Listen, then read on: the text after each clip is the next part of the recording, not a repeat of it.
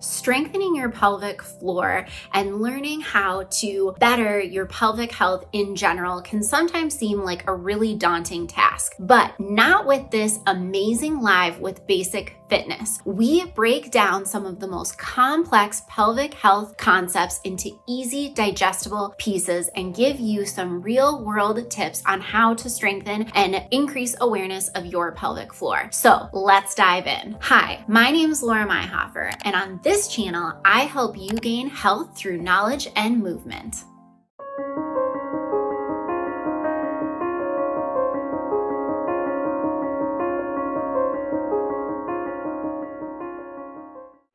So I'd come across a woman from my family. She's 45 plus. So she had traveled a lot. She was traveling for 2 days. And when I met her, I found a foul smell, a smell of urine. So maybe she was hesitant, or there is less awareness in India, in our country, about pelvic health and pelvic floor issues. So I just randomly asked her about this, and she came up with all these symptoms. She told me that whenever she rushes to the toilet, she pees, she leaks the urine, and she told me that she could not access to toilet during that journey. So she leaked some amount of urine. And then I told her regarding her pelvic health issues, and she was coming up to me. I assessed her properly. First thing for me was to know her history, to know the patient's history, and I wanted to know that what she has been going through. And it was a repetitive cause of this pelvic floor issues. She had the problem of urinary incontinence before her pregnancy as well, and she had it later on as well. So I just assessed her. I helped her, and I made her aware about this, that what is pelvic health and what are pelvic floor issues. Then I taught her some Kegel exercise. I strengthened her perineal muscles. I even also asked her to do some exercises. I asked her to do pelvic floor strengthening. Even I taught her some exercises. As in this pandemic, it was like I couldn't visit her, so I did this virtual consultation, and her urinary incontinence is in control. Good. Yay. Way to go. Thank you. That's so awesome. That's so awesome. Yeah, it's really sad that so many women struggle with, and men too. Everyone across the spectrum will struggle with urinary incontinence and they don't bring it up. And so it's great that you gave her a safe space to be able to talk about it. So I'm interested, when you gave her exercises, so you gave her Kegels, which for people watching, that's just a tightening and relaxing of those muscles, which are surround your where you urinate from, your vagina, your rectum.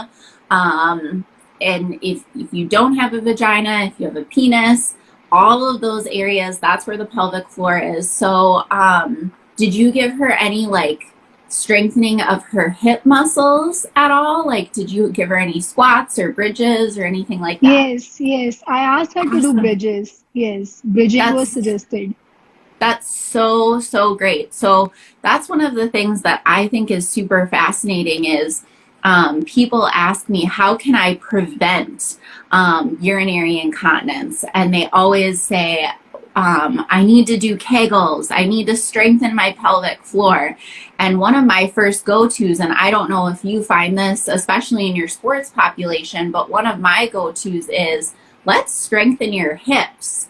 And let's get your hips stronger. So I think that's awesome that you added that in. Do you have any favorite hip strengthening exercises that you like to give people that we can maybe suggest to the people that are watching on live?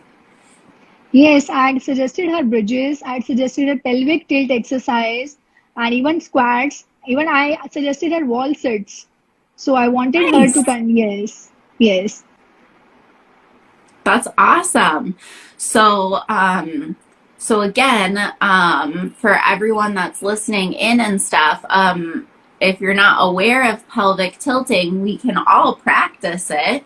It's simply, if you're sitting and you kind of arch and round through your back, your pelvis will follow along and roll forward and backwards, forward and backwards. And then we all know how to do a squat and the wall sit. So I love that. I like to add in when someone's squatting, having them step to the side and to the side. Those are some fun ones to do. And yeah, I think that's so awesome. So will you check in with her again? Yes, This Dr. patient? Laura. Yeah. I am in contact with that patient. She's doing very well, and she has inculcated in this routine, and she's following the fitness routine as well.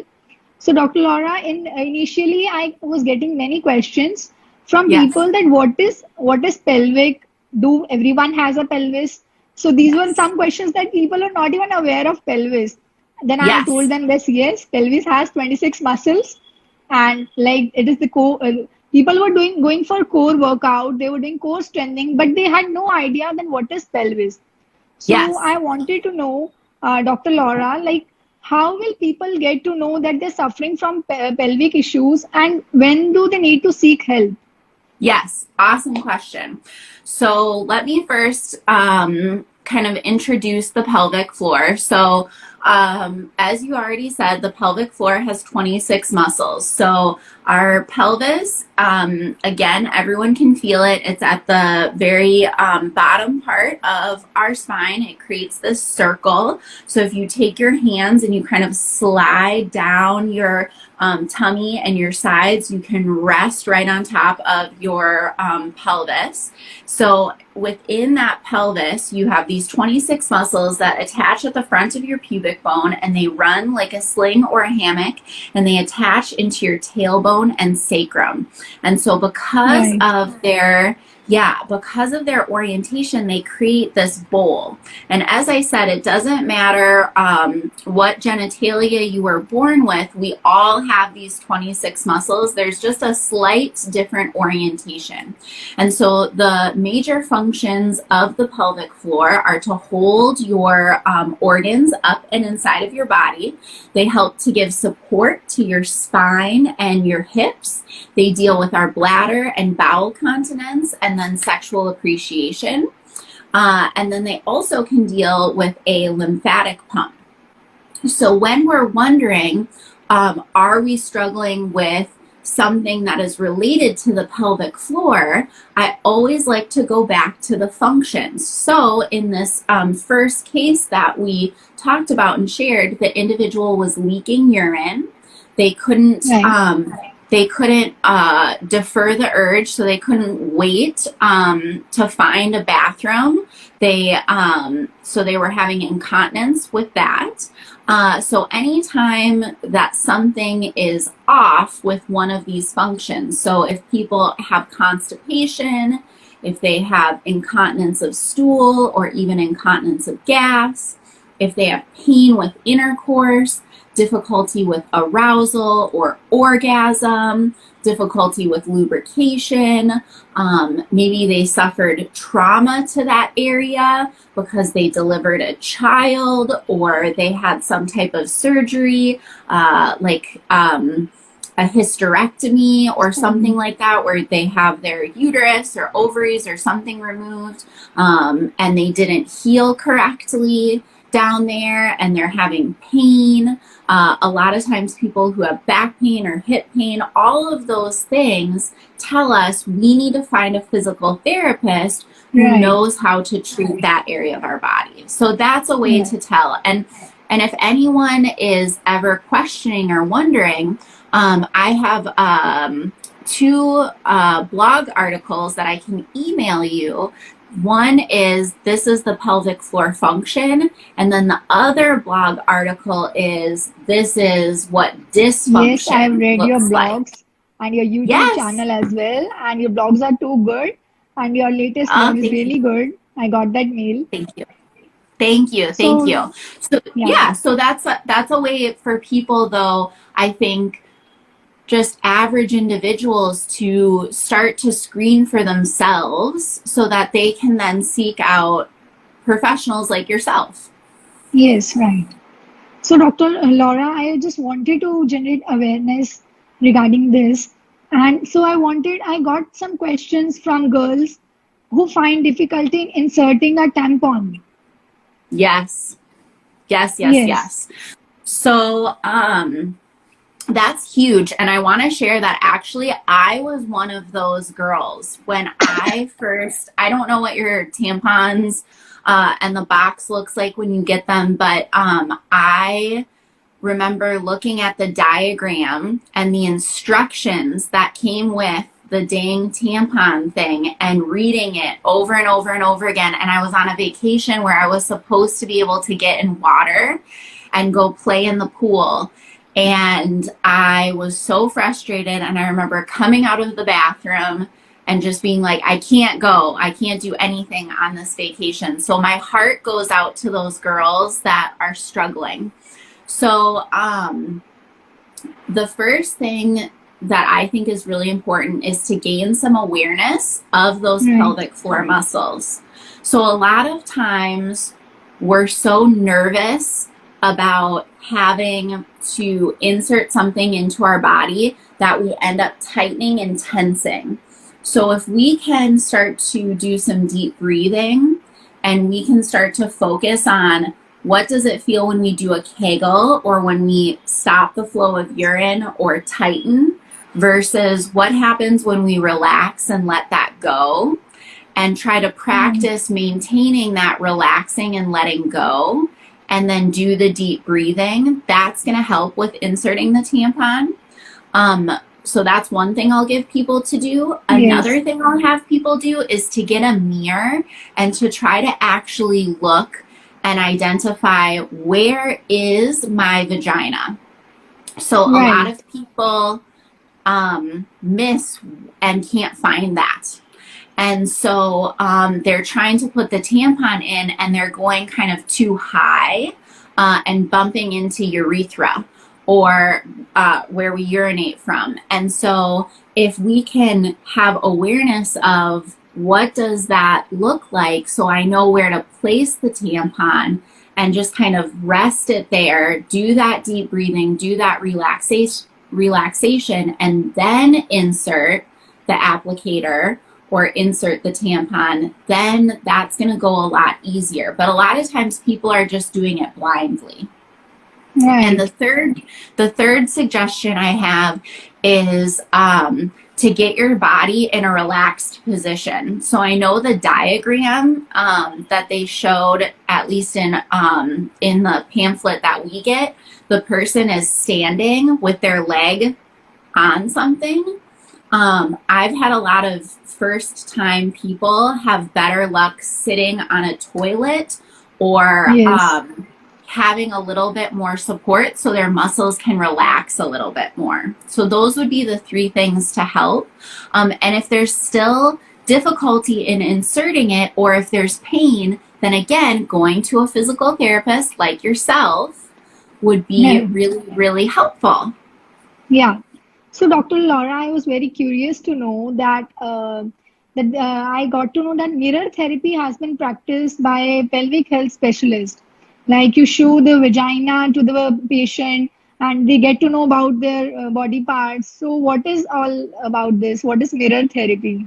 Yes. So, well, the way I like to think about it is, this is just not an area that we look at. You know, it's not an area that we have any awareness to. And so as a result, we can't really figure out where it is in space. So it's kind of like if I'm doing some type of rehabilitation on my shoulder, and I can't tell you how many times I ask patients to maybe pull their shoulder back like this, like retract your shoulders, but instead they do this. And I'm like, no.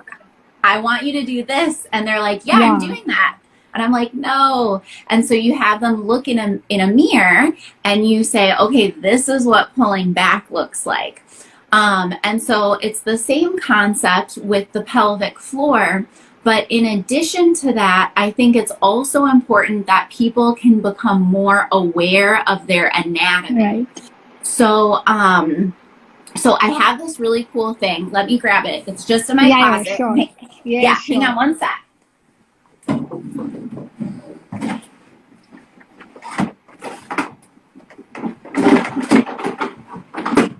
Okay, so I have two things. So when I do a mirror, the mirror that I use is huge. So you can see how big it is in relation to Right. my head. So then when we're looking, we can really, really see everything.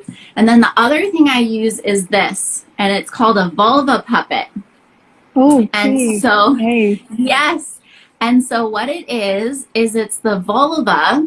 And so I'll show people, like, here is our labia majora. Here is our labia minora. A lot of people don't know the difference. I'll Yes. explain. This is the clitoral hood. Bring this back. Here's the clitoris. Okay. Then I'll say you need to separate the labia. Here is the urethra. And then I say down here is the vagina. So I've had a bunch of women lately who do not know that their urethra, where they urinate from, and their vagina are separate. They thought it was Right. the same hole. And so Yes. being able to explain, this is what it looks like, and I'll use this to explain if someone is, say, going through menopause or had a baby and they had an injury right here. I will use this to explain, this is how I want you to, say, put on moisturizer, or this is where you had your injury and this is where I need you to gently massage so that when you have intercourse, this area can stretch, or in preparation for your delivery, I need you to massage through here. So we look at this big puppet, which is like not scary or anything, Right. and then we go to the mirror and then we say, okay, now, and I'll sometimes have them hold the puppet, or I'll like lean the puppet here and I'll say, okay, now here's labia. And then I'll take like, I have this like super long Q-tip and I'll point, here's your labia. And that helps them create a map in their brain. And then once they have a map in their brain, they can do the appropriate moves and they can apply creams correctly. They can push for the baby correctly. They can direct their partner for intercourse better, or they can even communicate better with their doctor to say, no, I'm having pain like up here by my clitoris, not down here, which is a big difference. So yeah, so I love this. My mom used to always tell me, if you don't know what normal looks like, you won't be able to tell anyone else what normal looks like. Right. So yes, I Exactly. love mirrors. I think everyone should get a huge, huge one. Everyone comes in with these small little mirrors, and I'm like, no. We need the big ones. So Yes, we yes. need the big ones. Yes. So, Dr. Laura, those were great insights. And I wanted to know, Dr. Laura, that many girls or many people, like they find who are sexually active during the sexual intercourse, they find that there's difficulty in penetration. The vaginismus condition happens. So, what is vaginismus? Could you elaborate? Yes. So, so vaginismus is like an involuntary contraction of our pelvic floor muscles. So I think of it as like, pretend you try to go touch your eye and you have no choice but, as my finger gets closer to my eye, to blink. Because I'm like, oh my gosh, something's coming at my eye. The Right. same thing is true with the vagina. As something gets closer to the vagina, or it touches like the outside, it has no choice but to tighten or contract. And the person doesn't have control over it. So it's not something that they're purposefully doing. It's just their muscles are contracting. It can be, there can be a lot of different reasons why this is occurring. But a lot of times, the more it happens, the more anxious someone feels. Right. And the more we need to educate them to help decrease that anxiety. So when the challenge is that when anything gets by the vaginal opening, it can cause that contraction. So there are some people where it's so severe that wearing underwear or pants will make their pelvic floor constantly be tightening. So it can create Yes. pain over time, and it can create a muscle that's short and inflexible.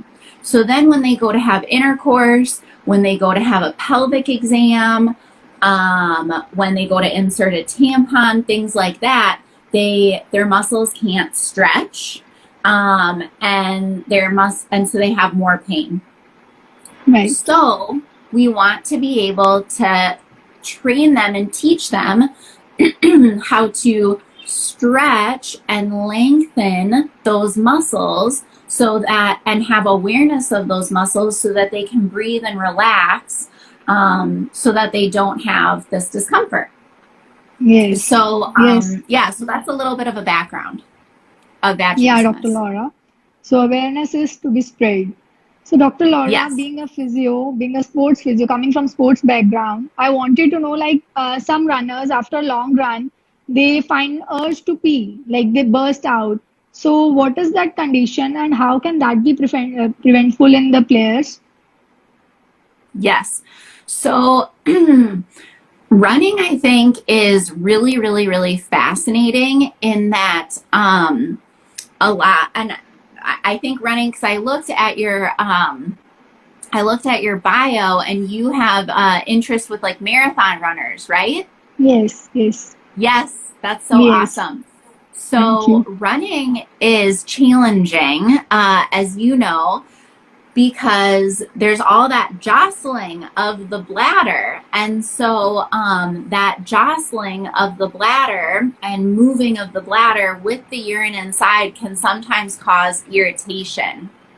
So irritation to the bladder lining. So I always like to see if the person is having any dietary bladder irritants. And that was one thing I was going to ask you about that one patient you shared earlier.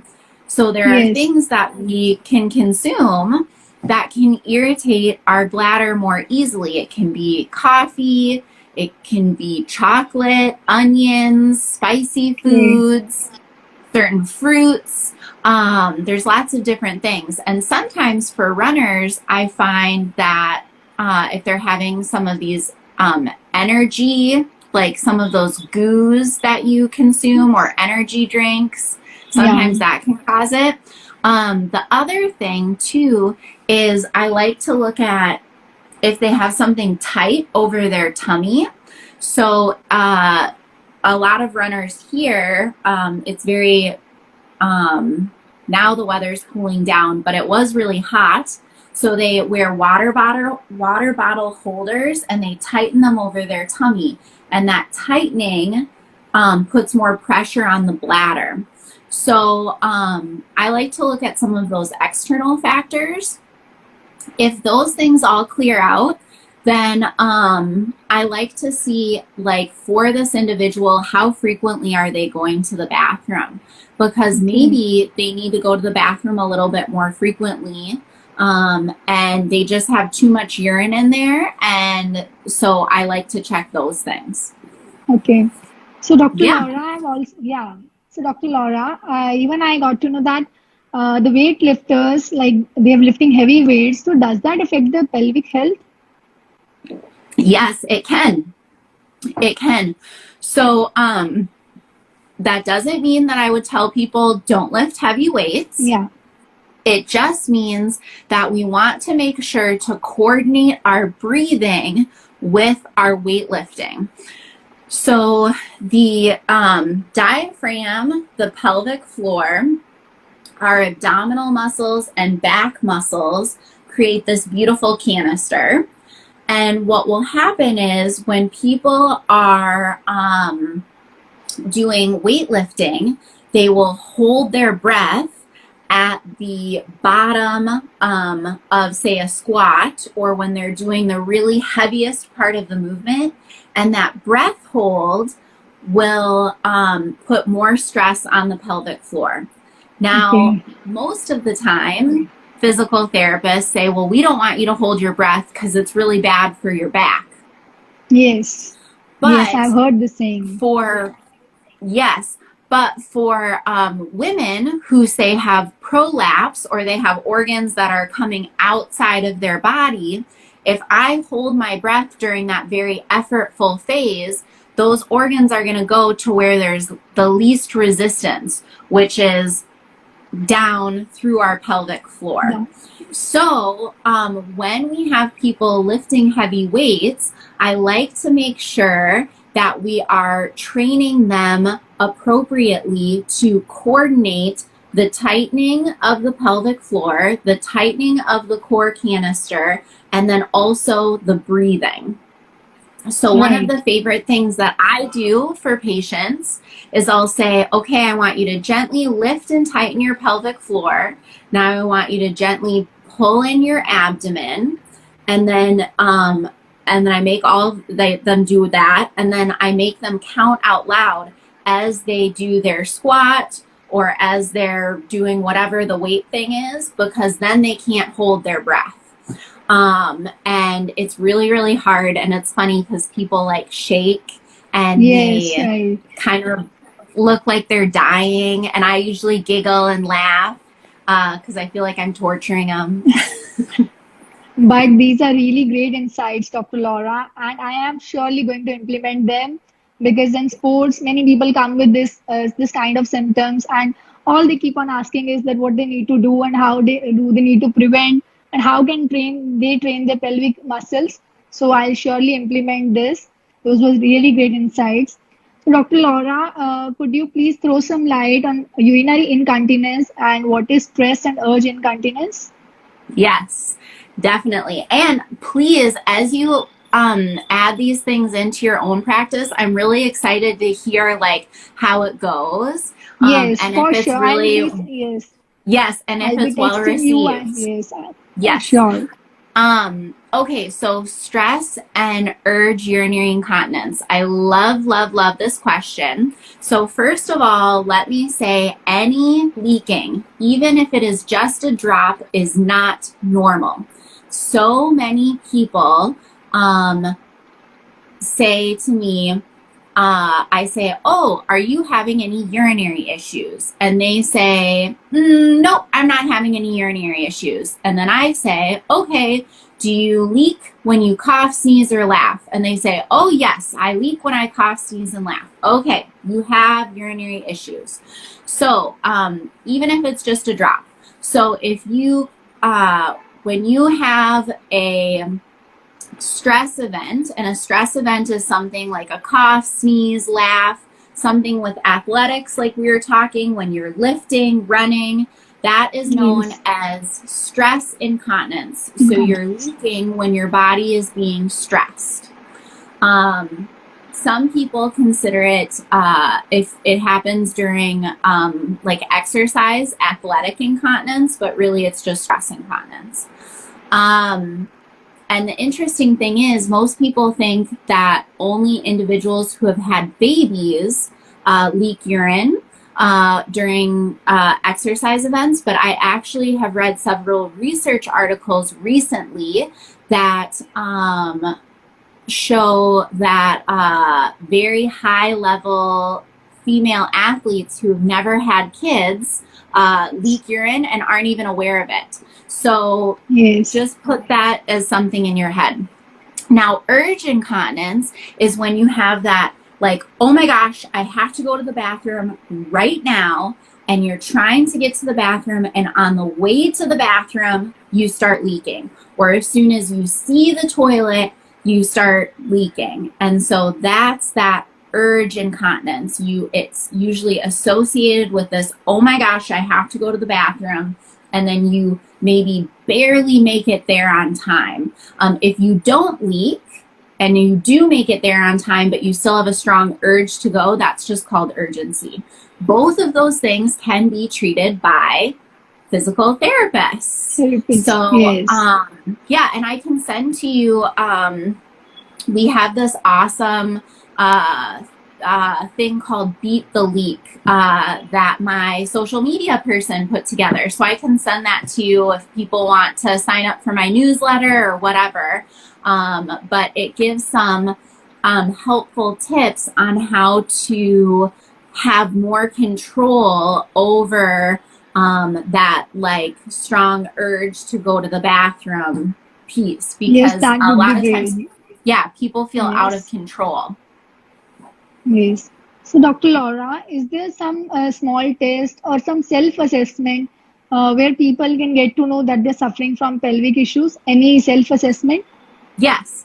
So one thing, and I mentioned this a little bit earlier, but and I think it's great that we can talk about this more, is being able to know if you can tighten and relax your pelvic floor muscles. So if people are, the people that are listening now or later, if you're just sitting in a nice, comfortable, upright position, and you focus on trying to tighten as if you're stopping the flow of urine, or if you're trying not to pass gas, and see if you feel down at your pelvic floor, see if you feel a lift and tighten, and then now relax, and then see if you feel a release and let go. So we can practice that again. Go ahead and tighten like you're stopping the flow of urine, and then go ahead and let go. Nice. So if when you're doing this, and maybe people can send hearts if they felt it or if they're trying it, but Right. if you feel the lift when I ask you to tighten, and if you feel the drop down when I ask you to relax, that means you're having pretty good pelvic floor range of motion. Okay, so that's step one, is we want to see, can you feel your muscles go up and in versus Yes. down? Okay, so that's step one. A lot of people, when I ask them to tighten, I love the hearts. When I ask them to tighten, they push down instead of pulling up. Okay. Yes. So now we're going to do the second step of the assessment. So I'm interested to see how people feel with this one. So this, I want to see if you can hold your contraction. We're going to test the endurance. Okay. So Right. when I tell you go, I want you to tighten your pelvic floor. You can do this as well too. We'll all do it together. Yes, I was trying. Yeah. Yeah, you were trying Yeah, I before. was I know. trying to, I saw you. yes. You were like adjusting yourself, and I was Yes, like, way I to was just, go. yeah. Yes, perfect. Yes, I was trying to do all this. Yes. Yes, I love it. So now, So let's do this together. Yes, perfect. So now we're going to Yeah. go ahead and test the endurance. So the aim is we want to keep the pelvic floor engaged and tightened for 10 total seconds. The key is you Okay. have to make sure that you keep breathing and don't let your Right. butt muscles jump in, okay? Sure. So everyone ready and go. Yes, let's go. 1, 2, 3, 4, 5, 6, 7, 8, 9, 10. Relax. Good. Yes. So I'm again, baby, let us know with hearts if you are able to make it close to 10 seconds. So if you Yes. couldn't make it 10 seconds, which I know I can't make it 10 seconds, I'm usually like 7 seconds or so, that means you need to work on your endurance. Okay. Right. So that's one way. Now the second, we're going to test the muscles a second way. This is coordination. I love it. Okay, love the hearts. Now this coordination piece is how fast can you tighten, relax, tighten, relax, tighten, relax. Okay, so we want to try to get 10 contractions in 10 seconds. Okay. 10 seconds. Right. Yes, 10 contractions in 10 seconds. So what I will do is I'll pull up my timer, and when I say go, you do tighten, relax as fast as you can, and count Yeah. how many you can do. And I'll tell you when we stop, okay? Yes. And go.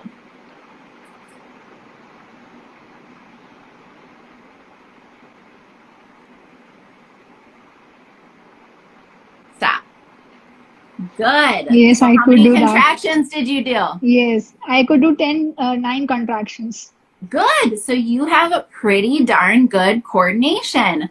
So again, I hope lots of let us know with hearts if you guys were able to participate I in hope that. all the people watching out are trying this and are going to implement this, because these are really great tips by Dr. Laura, and she has been teaching Yes. this in live session.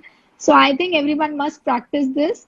And if you have any questions, do comment in the comment question box and we'll answer this later. So I Yes. would like, if you have any questions, you can come up with all the questions. So after this follow-up, get to those questions. So over to you, Yes. Dr. Laura.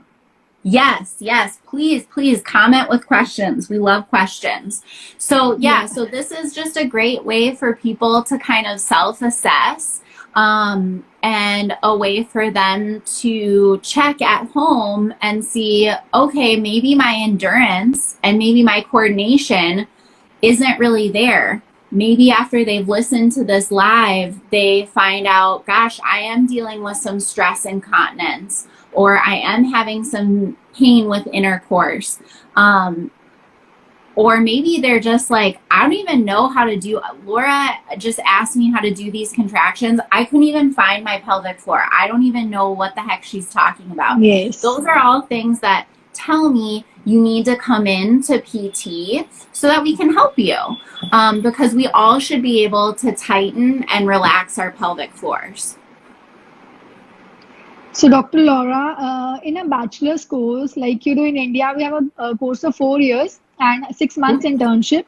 And then we go for a master's degree, that is specialization. So, in a bachelor's course, we have been taught Kegel exercises. So, everybody comes up with this word, Kegel exercise, Kegel exercise. So, I just want to know from you that how does you use, how often do you use Kegel exercise, and what is the importance of Kegel exercise? Yes. So, so it's so funny even that they're called Kegel exercises, because they're named after the doctor who found them. Yes. Yes. So I use them maybe 20% of the time. Okay. Yeah. But in India, people are just relying on Kegel exercise for pelvic health. Yes, yes. So the reason why I use them so infrequently is because we typically don't, like, if you think of any other muscle in the body, like, very rarely do we work just one muscle kind of on its own. So for patients who just had a baby, or for patients who are older and are very weak, I will give Kegel exercises because their muscles need some retraining. But for a lot of other people, they need the coordination piece. So their strength, so that's why the thing that we just did, where we see what is the coordination and what is the ability for them to hold the contraction, like can they hold for 10 seconds?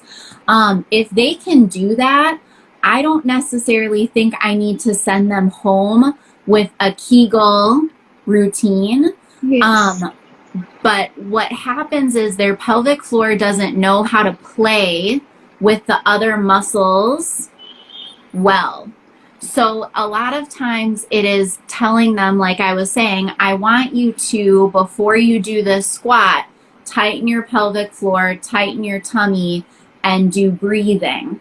Yes. I will have people do standing on one leg, like runners. I will have them do single leg squats. Single leg squats. Yep, and I will have them really focus on keeping their pelvis even.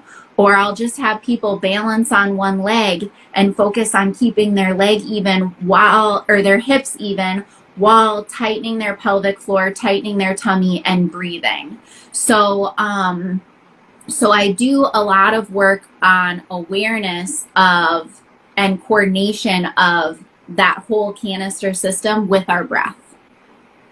Yeah, As working on opposed, yes, yeah, as opposed working on to, the hypotonic muscles. yes, Right. Yes. as So opposed like to telling them like, hey, I want you to just go home and do 100 of these contractions, when really the problem is they can't coordinate it when they're doing a functional activity. yes, like people are using trigger point techniques. They do use manipulation here. They go for muscle strengthening. So all these techniques are being practiced in India. And when we work for pelvic issues or we work for pelvic muscles, the core workout and the athletes or core strengthening. So even with people, mostly ladies, when they have back pain, backache issues, we also teach them pelvic tilts, bridging, so that they can keep their pelvic controlled, right? The muscles are strengthened. So even like it happens during due to age as well, the urinary incontinence occurs. So we keep on teaching all these things to them. But what you have taught us is the basic practice what we need to learn, and we need to approach a sustained person who is into this, who is a specialist. So Dr. Laura, like I told you before that people getting into specialization, they are not aware of what is masters in pelvic floor health or who's a doctor of pelvic floor. So I just want to know that what is the scope of pelvic physiotherapy abroad, and how did you choose this career? How did you go for? Why did you choose this pelvic floor physiotherapy only? Yes. Yeah. So, that's an awesome question. And I love hearing how you guys go about school. Cause we do it slightly differently. So we have, like 4 years of undergrad, and then we have 3 years of PT school. And then Okay. once you graduate from PT school, you go get, you work. And while you're working, you go do weekend classes to learn how to be a specialist. So Specialist, yes. yeah, so I went and did special training through this place called Herman and Wallace pelvic this pelvic rehabilitation institute, and while I was doing my 3 year physical therapy education, we have to do clinical rotations. And Right. one of my clinical rotations was with pelvic health, and I saw these individuals who were in so much pain and suffering, Right. and I saw my classmates who were really uncomfortable talking to people about this private area of their body. And I felt no discomfort talking about it. I thought it was super easy. I love talking about all this stuff to the point that my boyfriend is like, please, please do not talk about the pelvic floor with my parents, like, Okay. and so Yes. I just loved it so much. And so finding that comfort level and that joy in helping patients through a really difficult period of time led me to go get this further training. And it's been just so amazing. So amazing. Yeah, pelvic floor is still a silent suffering. People don't speak about it often. They still hesitate to share it with people. But with this session, I wanted to make people aware that they should approach a practitioner, a specialist. They should consult their gynae. They should come to a physiotherapist, a pelvic floor therapist, because people are still hesitating. They're not sharing it with their loved ones. Even some, I've heard that some people goes through depression also due to all these issues and happens in women after their postpartum period. During the postpartum period, they suffer from all these things, but they do not share and they just keep it to themselves. So that is the reason that we are not aware about this and we don't openly speak about this topic. So, Dr. Laura, as I told in your intro, I told everyone that Dr. Laura has wrote an article on pelvic floor physiotherapy in transgender women. So I would like you to elaborate something or you to throw some light on that topic, because here we are not aware of all these things regarding the pelvic floor therapy of transgender women. I guess all the viewers will be surprised to know that there is a pelvic floor physiotherapy even for transgenders. Yes, yes. So thank you for asking about this. This is one of my biggest passions, and one of the things that I hope that, I don't know, by the time I retire, that I've really helped change the physical therapy world with this. So transgender individuals, just to give people a quick background, are individuals who are basically kind of born in the wrong body, so to speak.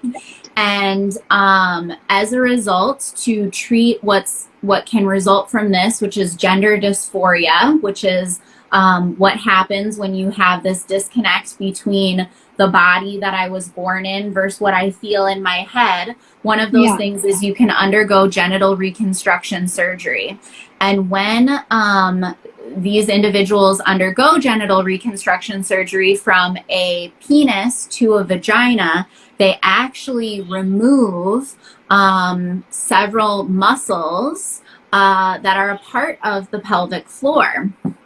And so it's really important to meet with these individuals, if you can meet with them, prior to surgery and after surgery, to help them orient and understand what is going on with their pelvic floor. I think of it very similarly to individuals who are having babies as well. I think it's important that we think of anything related, or even someone who has a hysterectomy, anything like that. I think it's important that we start looking at the pelvic floor and surgeries that occur, any surgery that would occur in our pelvic area, similar to if you had a knee replacement or if you had a hip replacement. Here in America, we will send patients to get physical therapy prior to having their knee or hip replaced.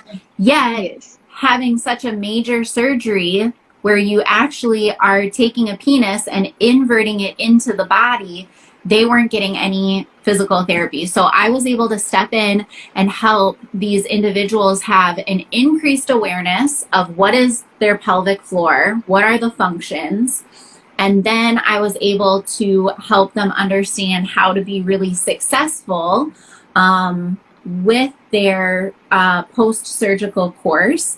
And then if anything came up, they knew that they had me as one of their team members that they could come to.